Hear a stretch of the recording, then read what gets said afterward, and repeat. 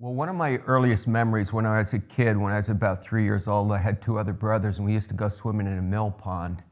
And my older brothers would jump into that mill pond, and I followed them right in. I didn't have any idea what I was doing. And I remember sinking down beneath the water and understanding that I had to get up there somehow, back to the air. And I didn't know how to do it.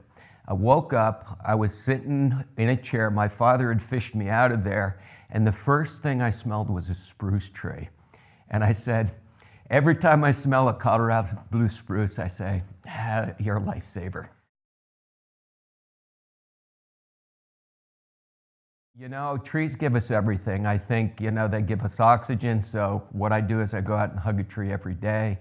I teach biology to non-majors, and I explain to them if it weren't for trees, they simply wouldn't be here. So go out and hug a tree every day. And they're just magnificent organisms. We owe everything to trees. It all starts with the primary producers. And as far as I'm concerned, trees are the kings and queens of the primary producers. So we just have to admire these things.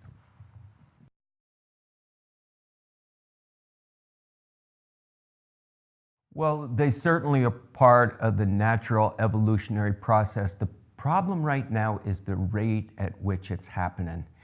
These things happen in what we call evolutionary time. These are eons, these are millennia, those are the time frames. What we've done now is we've compressed down that evolutionary time scale into an ecological time scale. So what this means is that where plants once had the opportunity to evolve and adapt to that new pest, that new insect or disease that was coming, we've compressed it so quickly by putting these things together through globalization, global trade. We've now created a global biota in a very short time frame. And frankly, these associations that maybe take eons to evolve are happening in the period of years. So this is why the systems are a little bit out of control right now, and why we're seeing the wild scale loss of trees in North America, over here in Eurasia, as we put these new organisms that have never had a chance to be together, throwing them together very quickly without the time to make that evolutionary adjustment. So it's really the time frame, the compression. This is also compounded, of course, by the very rapid warming of our world. This creates new opportunities for these invasive pests. Generation times of insects and diseases compress, ranges change.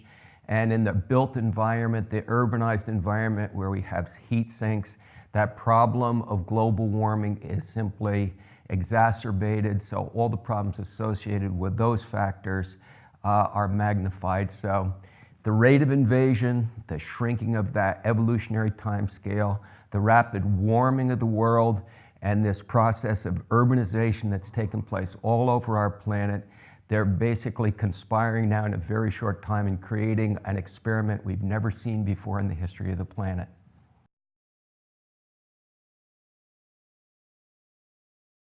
Simply the best thing I think we can do, number one, we got to create more green space. Okay, so that means city planners now have to allocate space within the built environment for more trees, shrubs, herbaceous plants. The other key to this is diversification. Too long historically, we've depended on single species, the Dutch elm disease problem with too many elm trees planted worldwide. Here in the States, the replacement of elm trees with ash trees and with maple trees, the host of emerald ash borer, Asian longhorn beetle. We simply haven't learned the lesson yet of biodiversity and how important it is. Biodiversity is Mother Nature's buffer in an uncertain world. So we need more diversity, we need more green spaces in our city, and we've got to cut down on that impervious surface whenever we can. So that means when we're planning hardscape, we should be thinking pervious surface, not impervious surface, and we need to take advantage of that wonderful resource up on top of those buildings. We need more green roofs. We need to make every possible inch green to help fix carbon and reverse that problem associated with climate change.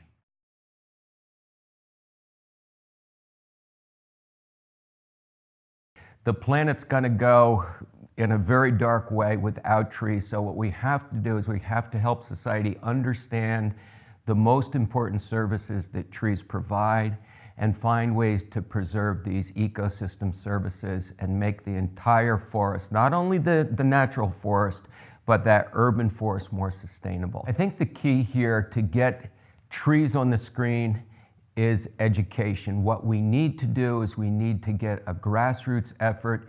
We need to help people, the average citizen, understand the contribution that trees make to their environment, to their way of life, to the quality of life, everything from aesthetic beauty, the increasing of property values, the key role that the green infrastructure plays in fixing carbon and reversing climate change, and fundamentally the health benefits of having trees.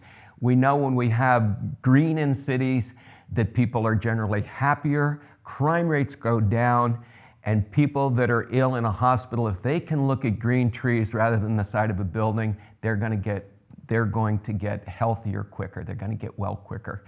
We found in cities that have been defoliated and have lost their tree cover due to emerald ash borer, rates of things like heart disease are actually increasing. So this intimate association that we have with plants, and understand that we share about 50% of our genes with plants. We're actually half a plant. We have an evolutionary history with these organisms, and I think we need to understand that they help make our world go around. So getting that information out to the general public is probably the most important thing we can do as arborists. I think people are finally understanding, and I think some of the environmental crises we've faced here with things like your Chilera here in the UK, with our emerald ash borer, have really opened people's eyes to the importance of trees, and it's provided real opportunity for educating and getting people on board with this. So even though these disasters are very difficult and disruptive, the other piece of this puzzle, I think we finally have the attention of people, and they can understand what the value and importance of these wonderful organisms really are. Well, I was out there hugging some maples earlier today, and a little bit later on I'm going to go hug that giant yew. Might get some interesting looks around here. Yeah. Yeah, trees. You know, what's better than hanging out with a tree, huh?